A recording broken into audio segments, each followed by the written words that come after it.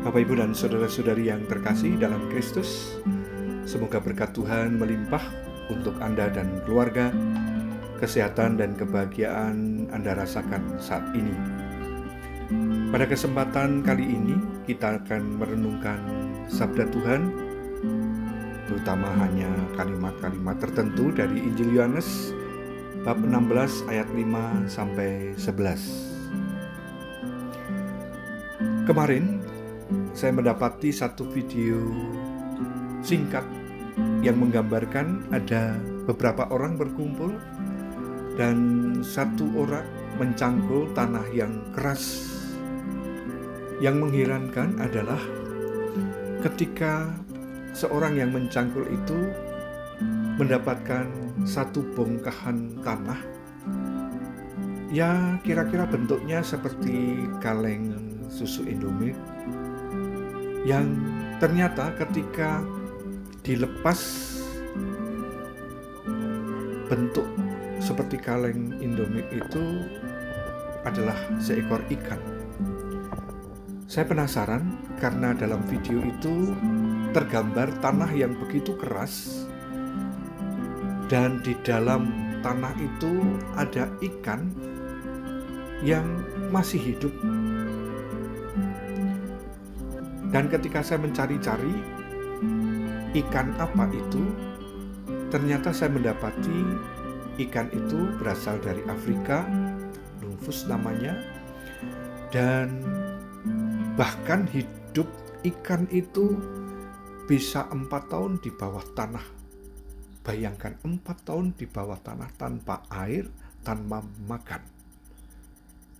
Biasanya kalau air di sungai di Afrika, ketika air itu surut karena tidak ada limpahan hujan lagi, ikan itu kemudian masuk ke dalam tanah beberapa senti ke dalam tanah itu dan kemudian tinggal di sana sampai air kemudian ada di sungai itu.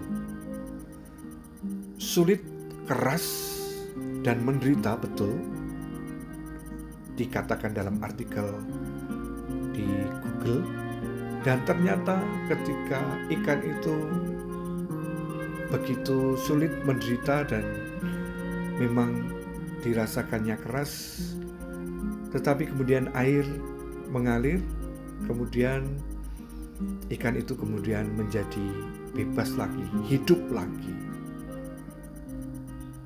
Saya membayangkan Bapak, Ibu, dan saudara-saudari yang terkasih, ikan saja bisa seperti itu, apalagi kita manusia yang seringkali tertekan akan kesulitan hidup, yang seringkali kita merasakan bahwa kesakitan kita rasakan, atau seperti wabah pandemi seperti sekarang ini, kita merasakan bahwa ada kesulitan untuk berbuat sesuatu ini dan itu.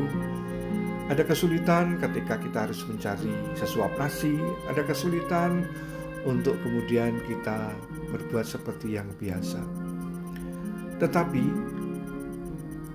kalau Anda membaca di dalam bacaan pertama, dalam bacaan hari ini, diceritakan ada penjaga penjara yang mau bunuh diri karena mendapati penjara itu kosong, meskipun sebetulnya tidak. Bahkan penjaga itu mau bunuh diri karena keputusasaannya, karena tidak mau dihukum. Orang yang seperti itu adalah orang yang tidak mempunyai iman yang kuat, tidak mempunyai mental yang kuat, tidak tegar dalam kesulitan hidup. Maka ketika Paulus dan Silas mengatakan, ikutlah Yesus agar kamu dikuatkan, maka ketika penjaga penjara itu mengikuti Yesus dan kemudian dikuatkan oleh Paulus dan Silas, dan dia merasa tegar dalam kehidupan karena ada Yesus yang menjadi kekuatan. Kita harus juga seperti itu. Kita telah mengimani Yesus dalam kehidupan yang sulit.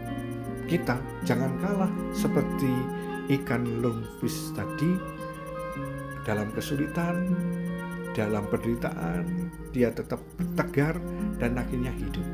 Kalau kita, Anda dan saya menjadi murid Kristus, dalam kehidupan yang sulit apapun juga kita tetap percaya kepada Yesus, dan karenanya kemudian kita pasti menjadi orang yang lebih baik. Karena tantangan-tantangan yang sulit itu sebetulnya kalau kita bayangkan juga